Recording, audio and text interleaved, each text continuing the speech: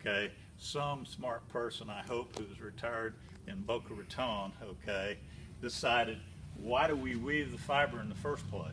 Let's get a spindle, put that fiber into a bundle, and then cover it with a protective jacket. Then the fibers will nest, giving me greater capacity. And so two principles. One is to reduce the cutting. The other is we've always had endless or grommet slings. Okay, so in a grommet sling, I have two legs essentially here. It has twice the capacity. I can either use that or I can make it smaller.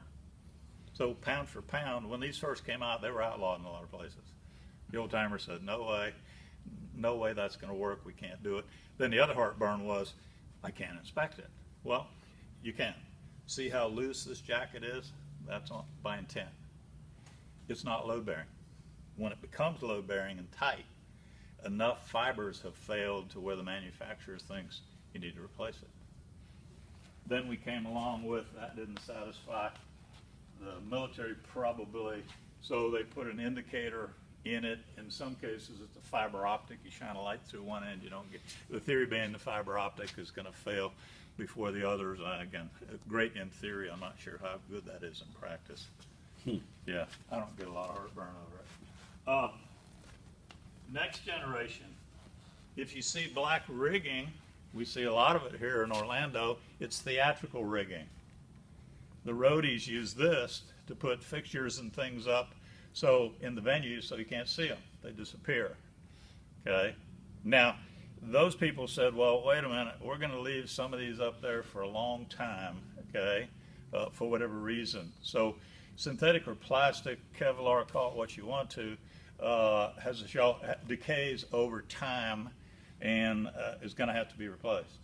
Okay, so they said, well, we don't want to use wire rope because wire rope has some problems associated with it. So why don't we take this principle and apply it here rather than weaving a wire rope? Let's take the wires and let's take the wires and put them around the spindle and let's protect those with a jacket. So now I have the strength of wire, okay, and same theory. It's a grommet sling, right? So again, people just, it's amazing, and it's probably all done on bar napkins, right? So yeah, that's usually what it is. And unfortunately, most of their ideas were stolen from them by big companies. Okay, now sometimes they misfire.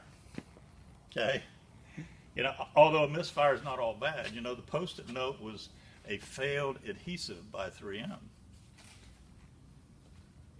Most successful product they probably ever had, right? Okay, the guy that invented this thought that they would be great for lifting up gas bottles, acetylene, oxygen, and so forth, right? Because they grip, which is true, okay?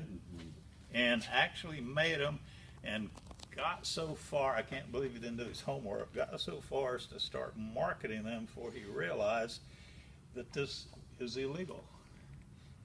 They have to be in a basket or some sort of a fixture, and they have to be lifted, a rack, something up above. Okay, so again, but superior grip. I mean, I've lifted periscopes in a repair center in London. I wish I had these. Yeah, that work exceptionally well. Okay, but not for the original intended purpose. Okay, so sometimes inventors, you got to do your If they homework. just put, if all they had to do is just sew on some strapping to go underneath of it, Yeah, yeah. But, and that would, the roundness would have gripped it. That would have just kept it in case it did but start to OSHA slide. says we don't care. It's got to have, you build a little base. You can bring a pole up with an eye in it. You can lift it. It's got to be supported from below. You cannot That's grip a it. shame. Or That's count a on shame. He yeah, just the way you did it.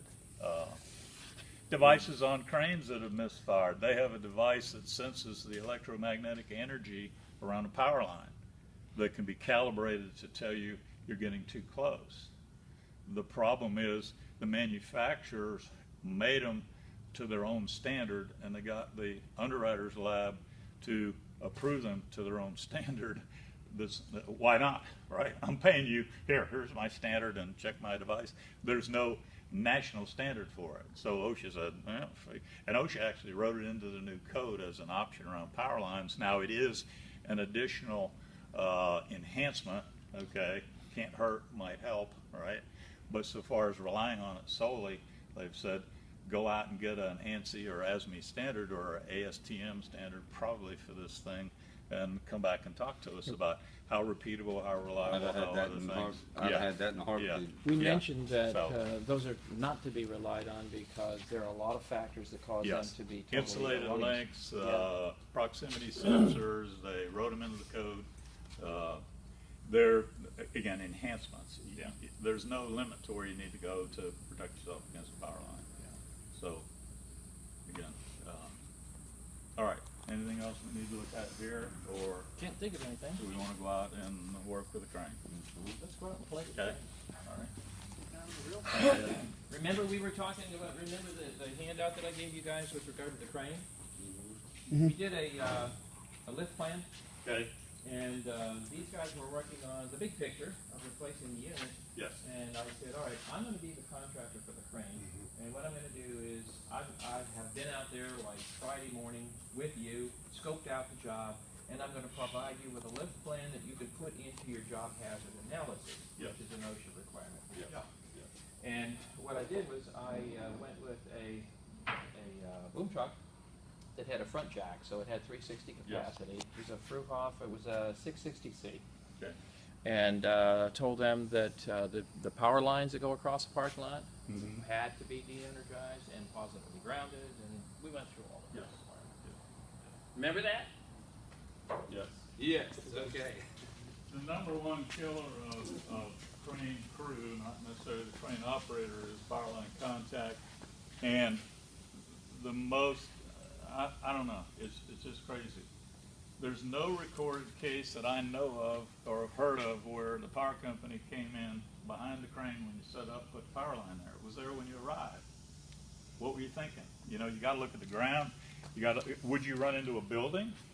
No, it's an obstruction, right? Well, why would you get into a power line? Now, if That this- could kill you. If I'm a crew You know? and this crane gets across power lines and it doesn't have, somehow it doesn't de-energize, and I'm the crew and I touch this crane, I'm ground. Yep.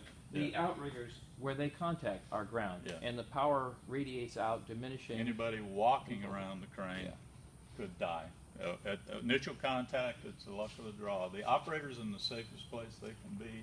The energy is passing around the outside of the body, not through their inner organs, and until you get to the super high voltages where your clothes will actually ignite. The rule is stay with your crane. Coming off the crane is dangerous. Yep. And there's techniques for doing that and how to get away from the crane, but they're not foolproof either. So, all right? Okay. Good.